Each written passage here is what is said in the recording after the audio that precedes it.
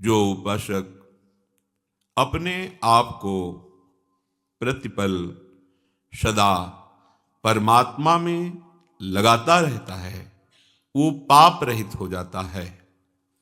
पाप रहित हुआ योगी सुखपूर्वक ब्रह्म संस्पर्श को प्राप्त होता है, ब्रह्मानुभूति को, भगवदानंद को प्राप्त होता है। वो देख पाता है कि अपने हृदय मंदिर में ही प्रभु विराजमान है। केवल भावना नहीं, वो अनुभव करता है, वो देखता है, वो प्रभु से बातें करता है, वो प्रभु के साथ प्रतिपल रहता है। पर आवश्यकता है अपने आप को सदा आराध्य देव में लगाना। आगे की बात हमें नहीं सोचनी, वो अपने आप स्थिति आ जाएगी। स्थिति लाने के लिए हमको ये अभ्यास करना है कि जो हमारे अभ्यास में बस गया है संसार, संसार के भोग, मान, प्रतिष्ठा, संसार के रिश्ते नाते, शरीर के लाभ हानि, सुख दुख, मान अपमान, इन सबके चिंतन अभ्यास को भगवत चिंतन के अभ्यास से हमें काटना है। यही साधना है, यही हमारे जीवन की सार्थकता है कि हम अपने सांसारिक चिंतन में लगे हुए मन, बुद्धि, चित्त, अहम को आराध्य देव के चिंतन के द्वारा सब समाप्त कर दें, लय कर दें। कोई अन्य चिंतन हमारे हृदय में होने ही नहीं पाए। इसके लिए सबसे पहले उपासक को यह देखना है कि हम भगवद आश्रित हैं। हमारा लक्ष्य प्रिया प्रीतम का निरंतर भजन है और हम ऐसे दलदल में फंस चुके हैं कि निकलना बहुत कठिन है। तो हम जहां हैं, जो भी हैं, जैसे भी हैं, प्रभु के लायक हैं, ये बात समझ लो। भगवत प्राप्ति के लायक हैं। ऐसी निराशा तो कभी हृदय में ना आने पावे कि मेरे को क्या प्रभु मिलेंगे। नहीं, ये आप इसलिए सोच रहे हैं कि आपको प्रभु से अपना संबंध जो है, पता तो है सबको कि हम सब प्रभु के हैं, पर स्वीकार नहीं करते आप।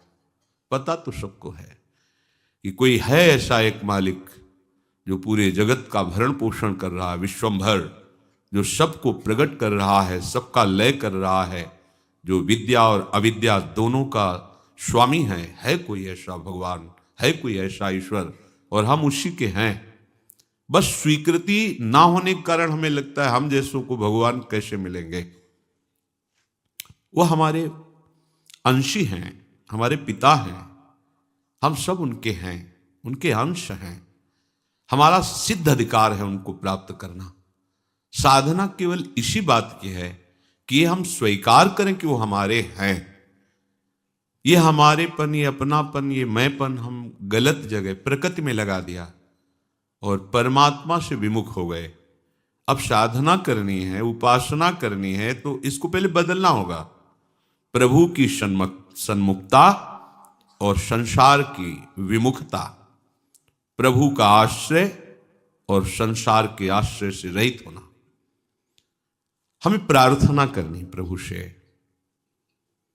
कि सत्संग सुनकर, शास्त्र स्वाध्याय कर पता चला आपका आश्रय, आपका निरंतर चिंतन ही सार है, पर प्रभु मैं ऐसे दलदल में फंस गया हूं। जैसे श्री प्रहलाद जी महाराज कहते हैं नरसिंह भगवान से कि हे नाथ, जैसे एक पुरुष की बहुत पत्नियां हों और वो सब अपने अपने शयन गृह की तरफ घसीट रही हों उस पुरुष को, तो उसकी क्या दुर्दशा है ये वही जानता है। ऐसे ही हे नाथ, इस संसार दलदल में फंसे हुए जीव की दुर्दशा है। नेत्रेंद्रिय उसे रूप की तरफ घसीट रही है, शब्द श्रवणेंद्रिय शब्द की तरफ, त्वगेंद्रिय स्पर्श की तरफ, रसेंद्रिय रस की तरफ, आदि आदि। नाथ वो कैसे शांति को प्राप्त करे। इस संसार चक्र में पिसते हुए जीव को बचा लो प्रभु। प्रहलाद जी प्रार्थना करते हैं। उपासक आर्त भाव से प्रभु को पुकारे, हे प्रभु मैं अपना आत्मसमर्पण करता हूं। ये नवी भक्ति है, आत्मसमर्पण। जैसा भी हूं आपका हूं, आप हमें स्वीकार करें, आप हम पर कृपा करें। उस कृपा का स्वरूप हम केवल इतना ही चाहते हैं कि कुछ और याद ना आवे, बस आपकी याद में, आपकी स्मृति में, आपके भजन में मैं निरंतर डूबा रहूं। हे करुणामय, हे स्वामी अनन्य अवलंबन,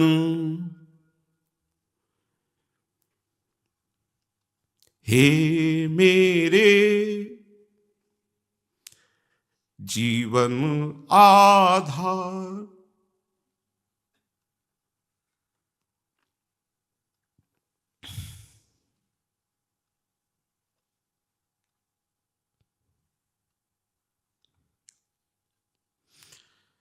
हे स्वामी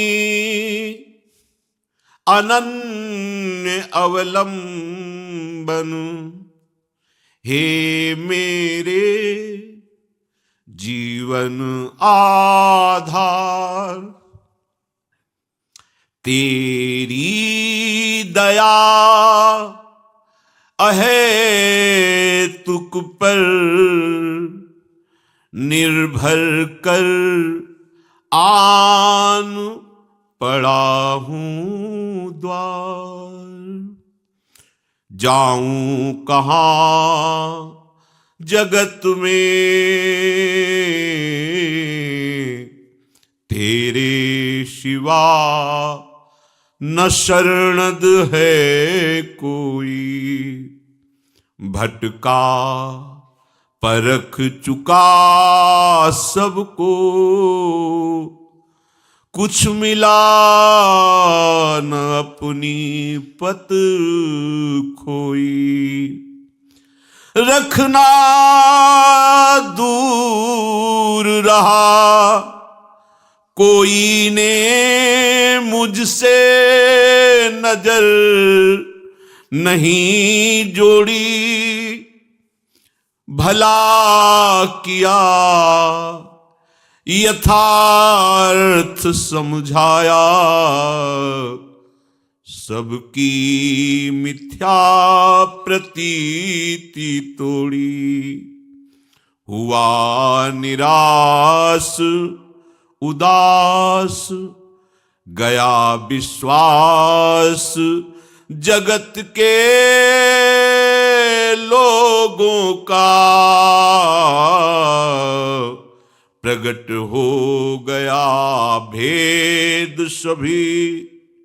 रमणीय विषय सुख भोगों का,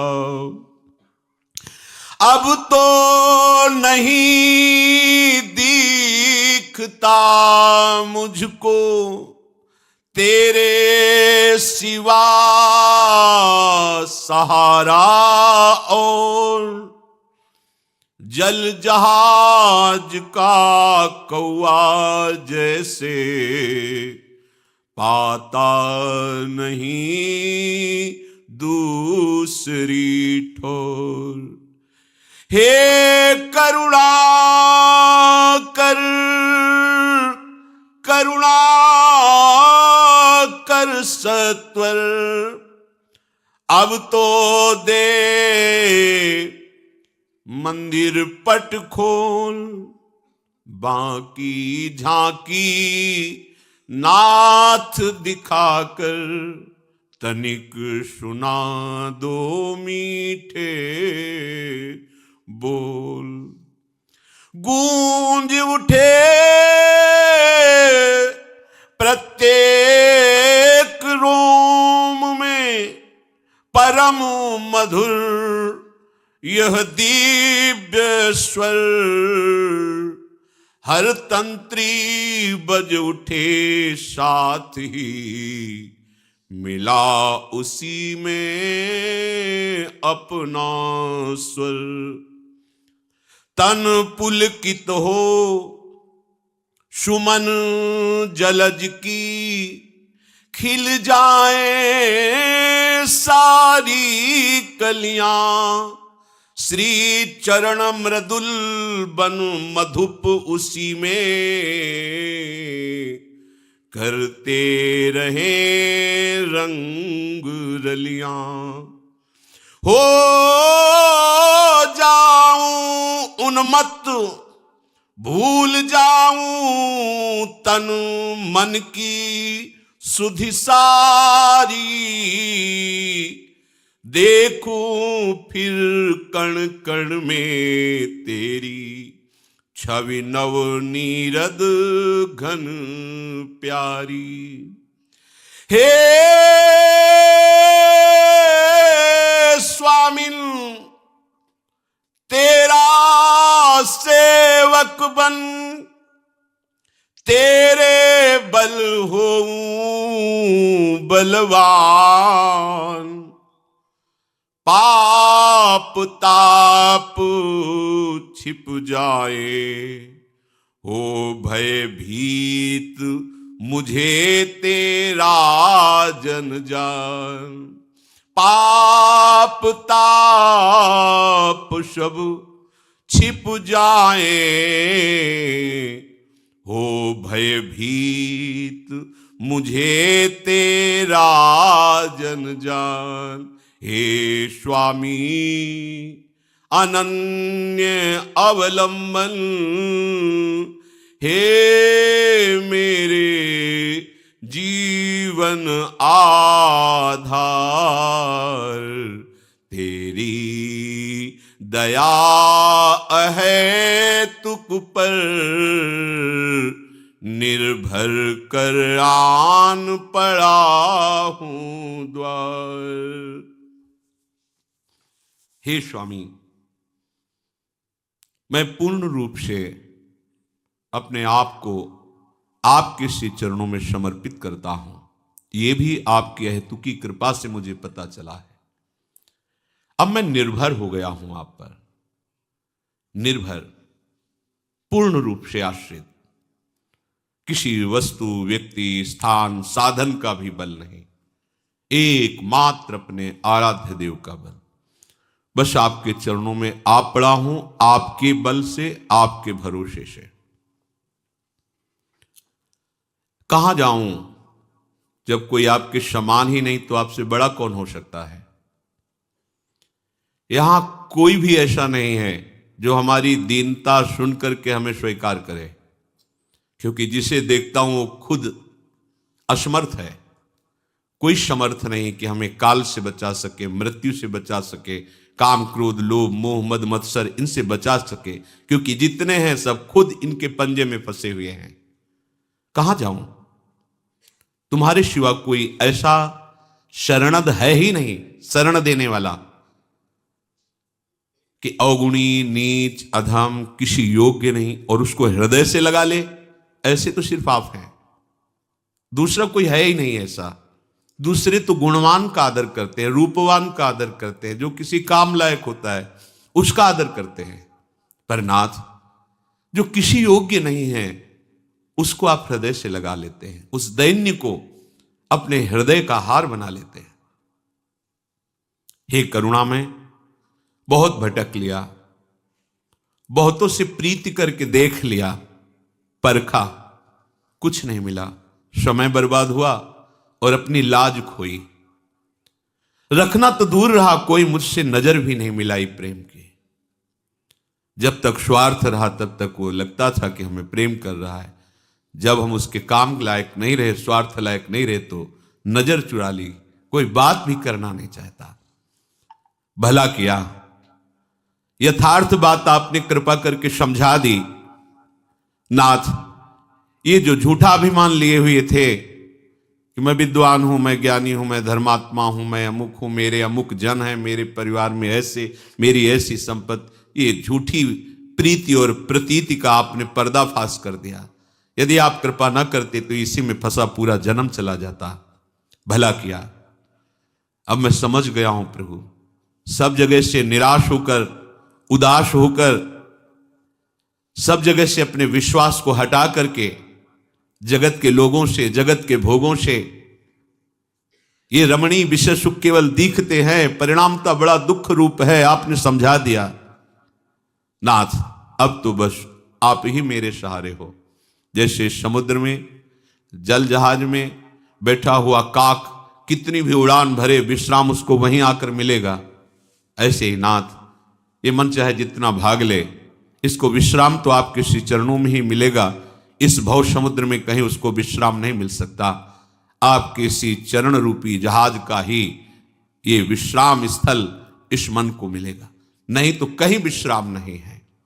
हे नाथ, अब तो करुणा करो, आपकी शरण में आ गया हूं, थोड़ा मीठे बोल बोल करके हमको संतोष तो दो कि मैंने तुम्हें स्वीकार किया, तू मेरा है।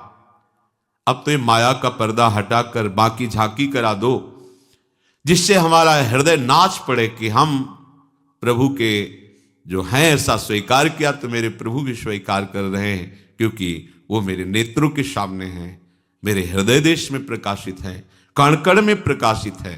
हे नाथ, ये मेरा मन रूपी भ्रमर आपके चरण कमल के पराग का पान करके उन्मत्त हो जाए।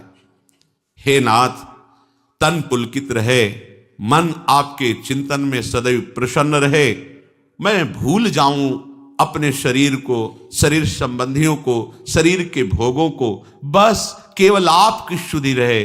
जिस कण को देखूं उसमें हे श्याम घन आप दिखाई दो, आपकी प्यारी छवि कण कण में मुझे अनुभव में आने लगे।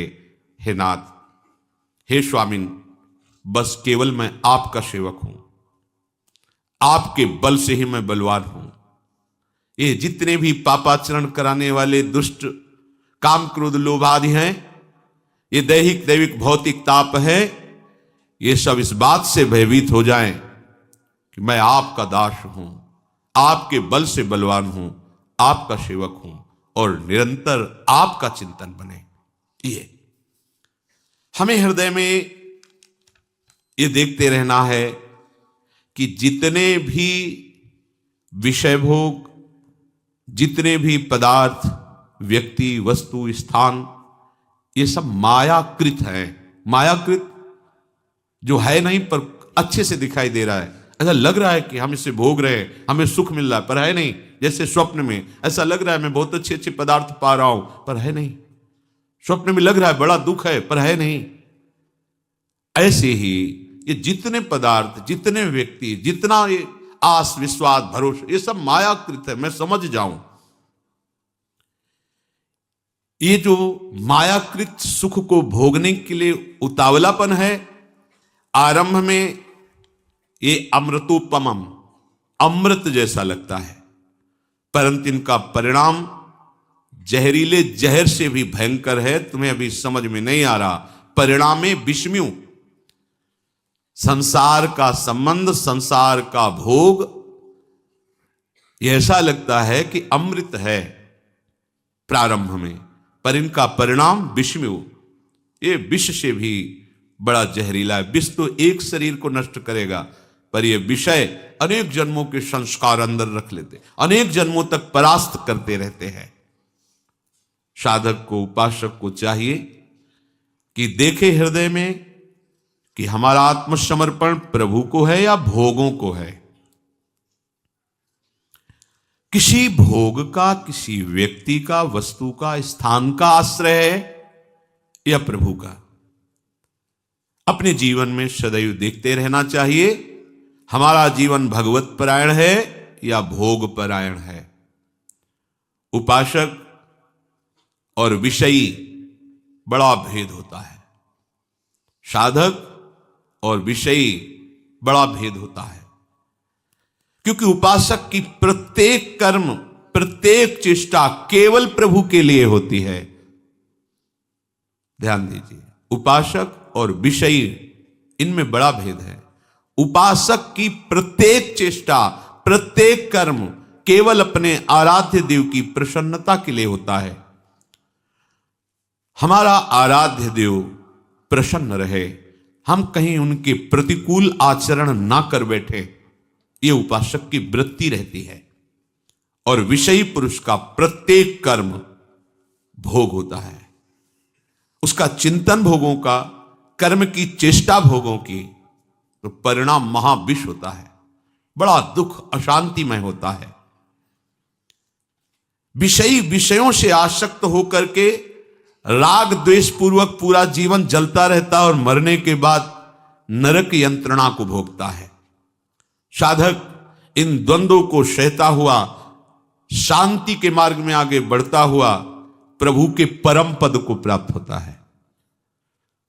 द्वंद्वों को सहता हुआ प्रारंभ में उसको ये जलन सहनी होगी, मान अपमान की, दुख सुख की, लाभ हानि की परवाह न करते हुए निरंतर भगवद आश्रित होकर भजन परायण, तो उसकी शांति बढ़ती चली जाएगी और वो परम शांति परम पद में उसे आरूढ़ कर देगी। विषय चिंतन करता हुआ, विषय भोग करता हुआ, राग द्वेष से जलता हुआ परिणाम नरक यंत्रणा का भोग प्राप्त करेगा।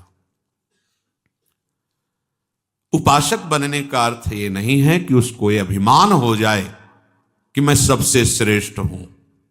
यह बहुत घातक बात है। उपासक की तो वृत्ति होनी चाहिए तृणते नीच अपनपो कहे, अपने को सबसे छोटा समझे, तृणादपि सुनीचेन। ये बड़ी भारी भगवत प्राप्ति में रुकावट की बात है कि मैं इन सबसे कुछ अलग हूं, श्रेष्ठ हूं। जहां ये बात आई दूसरे में दोष दर्शन शुरू हुआ, साधक का नाश हो जाता है, अर्थात तो साधना से भ्रष्ट हो जाता है। बहुत ध्यान देने योग्य बात है। दूसरों में अपने आराध्य देव को देखकर अपने में सदैव सेवक भाव रखना, सबको मन से प्रणाम करना, दूसरों को तुच्छ मानना, दोषी मानना, अपने को गुणवान और श्रेष्ठ मानना, ये परमार्थ के पथिक के मार्ग में भारी रुकावट है, वो आगे नहीं बढ़ पाएगा। अगर एक छोटी सी ऐसी वृत्ति हो तो उसका त्याग कर दो। सब में प्रभु हैं, वो स्वांग कर रहे हैं, कहीं अच्छे का कहीं बुरे का। आप स्वांग के दृष्टा हैं, आप उसको देखिए, स्वांग को स्वांग की तरह देखिए कि ये जो सामने दुराचारी का स्वांग कर रहा है, ये दुराचारी नहीं है। इस माया नाटक मंच पर मायापति ही ऐसा नाटक कर रहा है।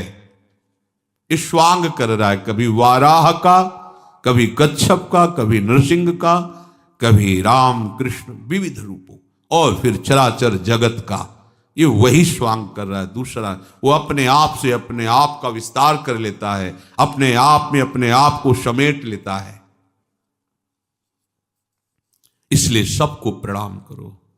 गोस्वामी तुलसीदास जी, सिय राम मैं सब जग जानी, करहूं प्रणाम जोर जुग पानी। सबको प्रणाम। सर्वान वस्तुतया निरीक्ष परम स्वाराध्य बुद्धिर्मम, मेरे आराध्य देव ही सब रूपों में स्वांग कर रहे हैं।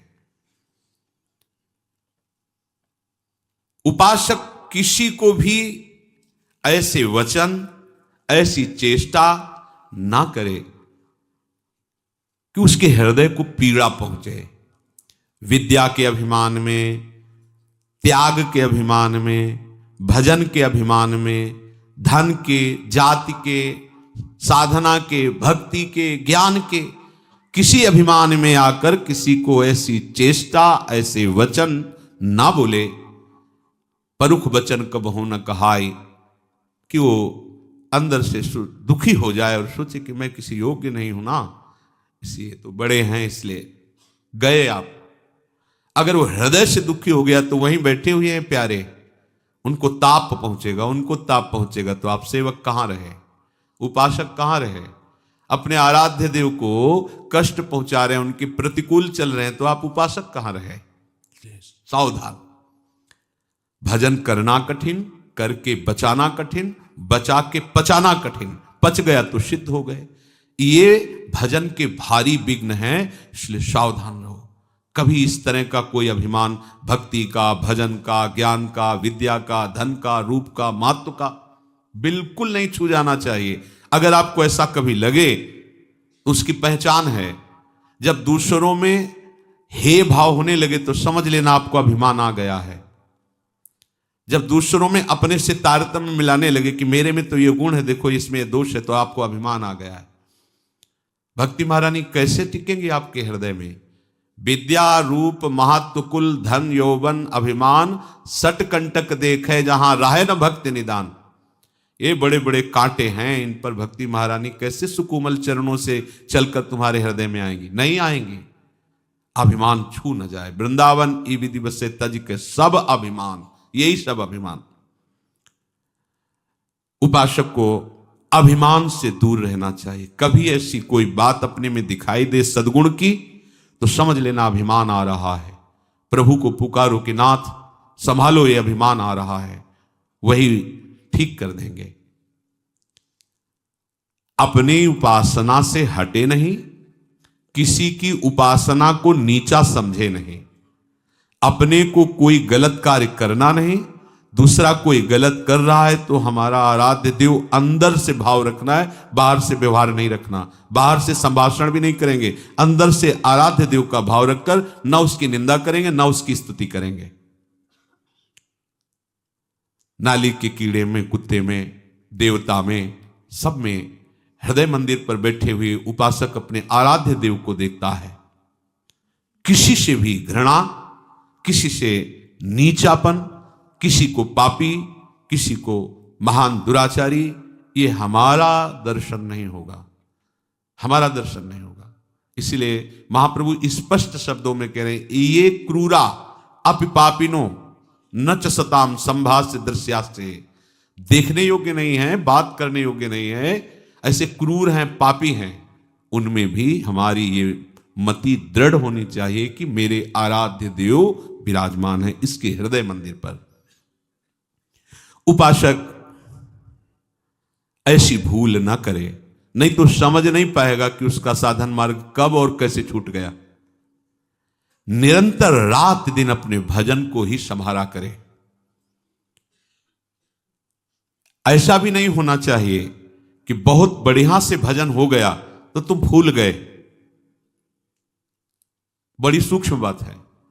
बहुत बढ़िया आपका दिनचर्या चल रहा है, कई घंटे भजन हुआ, अब आपका मन धीरे से आपसे प्रार्थना करेगा कि देखो इतने घंटों से भजन कर, थोड़ी देर का अवसर दे दीजिए, थोड़ा हंस खेल लीजिए, थोड़ा मनोरंजन कर लीजिए, थोड़ा घूम लीजिए, इधर उधर देख लीजिए। आधी घड़ी भी यदि आपने ऐसा अवसर दिया तो ये मन सारे भजन पर पानी फेरने की कोशिश करेगा। इसलिए साधक को गंभीर रहना चाहिए। जैसे जैसे भजन साधन बढ़े वैसे वैसे गुप्त रखना चाहिए अपने हृदय के भाव को, आनंद की उमगन को गंभीरता और उदासीनता से। उदासीन अति रही गोसाई। बाहर से ऐसा लगे कि ये तो एकदम ना हंसता है ना बात करता है, ऐसा उदासीनता, गंभीर, अंदर आनंद उमड़ रहा है, बाहर से गंभीर, भ्रकुटी तनी हुई, शांत। ये भजन की सुरक्षा है। बहुत सुकोमल पौधा है, आसपास कांटे की बाड़ लगाई जाती है, वो बाड़ अगर मजबूत लगी रही तो पौधा वृक्ष बन जाएगा। वृक्ष बन जाएगा तो कुछ हानि होने वाली नहीं, हजारों लोग विश्राम पाएंगे उस वृक्ष के नीचे। ऐसे अभी भक्ति का पौधा अंकुरित हुआ है। माया रूपी बकरी अगर चर गई तो अंकुरण नहीं हो पाएगा। तो हमें ये बाड़ लगानी, गंभीरता, उदासीनता, स्वभाव दूर से ऐसा लगे कि बात करने का मतलब है ये कड़वा बोलेगा, ऐसा लगना चाहिए। हृदय में आनंद है, भगवद स्मरण है, पर आपका बाहरी स्वरूप कांटे जैसा होना चाहिए, आंतरिक स्वरूप गुलाब के फूल जैसा होना चाहिए। उपासक को यह सुरक्षा कवच रखना ही चाहिए। संसारी पुरुष अंदर कांटे जैसा होता है, बाहर गुलाब के फूल जैसा होता है। लगता है छुओ बहुत अच्छा, लेकिन छुओगे तो कांटे लगेंगे। उपासक बाहर से कांटे जैसा, एकदम उदासीन, स्पृहा रहित, निरपेक्ष, लेकिन अंदर वो अनुराग रस से भरा हुआ है। कोई उसके अंदर का अगर स्पर्श पा जाए तो निहाल हो जाए। तो साधक को, साधु को आधी घड़ी के लिए भी आनंद में फूल करके कोई बर्ताव नहीं करना चाहिए।